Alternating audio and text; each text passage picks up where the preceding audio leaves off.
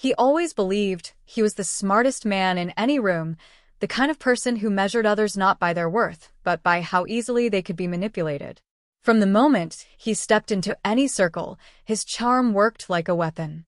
His smile was perfectly practiced, his words sharp and carefully chosen, his gestures designed to inspire trust. People believed him because he knew how to make belief feel like their own choice. He thrived on that illusion. At first, it was small tricks, tiny deceptions meant to test the waters. A borrowed favor never repaid, a lie told so smoothly it slid past suspicion. He convinced his colleagues he was the backbone of every success, when in truth he stole credit in subtle ways, turning teamwork into a stage and everyone else into nameless extras. He learned to take without anyone realizing until it was too late, and each victory fed his hunger for something bigger. Soon, he began to play a far grander game. Friends were no longer companions but pawns. Partners became investments to drain dry. He promised the world with his silver tongue and made himself indispensable by weaving lies into the foundation of everything around him. When cracks appeared, he smoothed them over with more lies, never pausing to imagine that one day the structure he built would collapse under its own weight. He thought he could calculate every risk, outmaneuver every suspicion, outsmart everyone before they even knew they were being played. For a long time, it worked. He was admired, envied, even feared.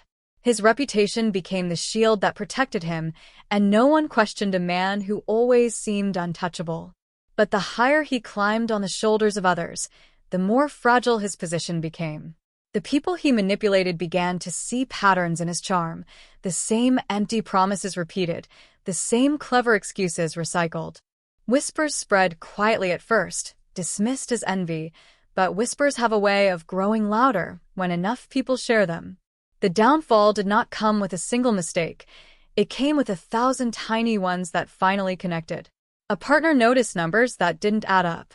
A friend realized that promises had been made to several people at once, all conflicting. A colleague remembered the way he had taken credit for an idea that wasn't his. Piece by piece, the image of his brilliance began to crumble, and the man who had spent years weaving lies suddenly found himself standing in the middle of a web too tangled for even him to escape. When the truth came out, it was not explosive, but it was devastating. His empire of deceit collapsed like a house of cards in a quiet room, one flick at a time. Those who once admired him turned their backs, those who once trusted him exposed him, and those he thought were pawns revealed themselves to be much stronger than he had imagined. He was left scrambling, trying to patch his reputation with the same tricks that had once worked so flawlessly, but no one was listening anymore.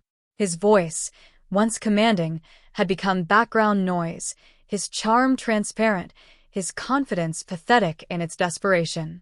And so he failed, not in some grand, cinematic way, but in the quiet humiliation of being seen for exactly what he was. He had built his entire identity on the belief that he could outsmart everyone, but in the end, he had only fooled himself. The man who thought he could never lose discovered too late that his cleverness was nothing more than a fragile mask, and once it slipped, there was nothing left beneath it but the face of failure. He walked away from the ruins of his schemes alone, stripped of the admiration he craved, carrying the bitter truth that the smartest trick he ever played was also the one that destroyed him.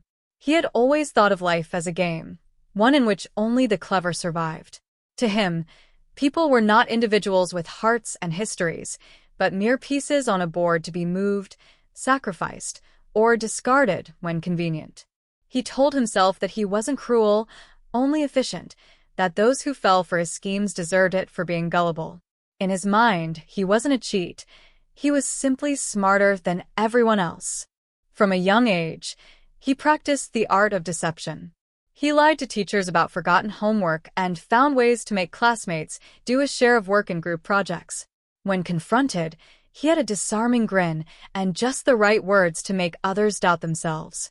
Adults praised him for being clever, while his peers quietly resented him. He took those resentments as proof of his superiority. By the time he stepped into adulthood, his methods were refined into something dangerous, the perfect balance of confidence and manipulation. In business, he quickly learned to climb by stepping on others. He could spot ambition in people, and he used it against them. He promised partnerships that would never come true, dangled opportunities he had no intention of delivering, and smiled as others worked tirelessly to fulfill his goals. And when the time came, he was always there to take the spotlight, presenting their labor as his genius. People applauded, and he basked in the praise, thinking himself untouchable. But the thing about lies is that they must constantly be maintained. Like a juggler with too many balls in the air, he kept adding more and more stories to keep his illusion alive. One false report led to another fabricated excuse. One broken promise required 3 new promises to distract from the first.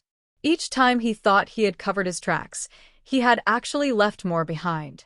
Still, he believed himself invincible. The first real crack appeared in a deal he considered small. A partner he had brushed aside quietly dug deeper into the numbers. The discrepancies were subtle, but once seen, impossible to ignore.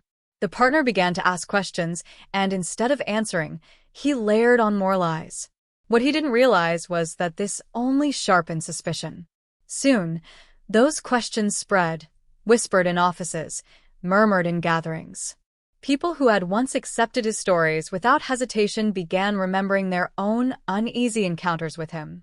And then came the moment he never saw coming, the meeting where everything collapsed. He walked in with his usual swagger, certain that his charm would smooth things over as it always had. But the room was colder that day. Faces that once greeted him with admiration now regarded him with quiet hostility. Documents were laid on the table, contracts, reports, accounts, all carrying his signature deceit.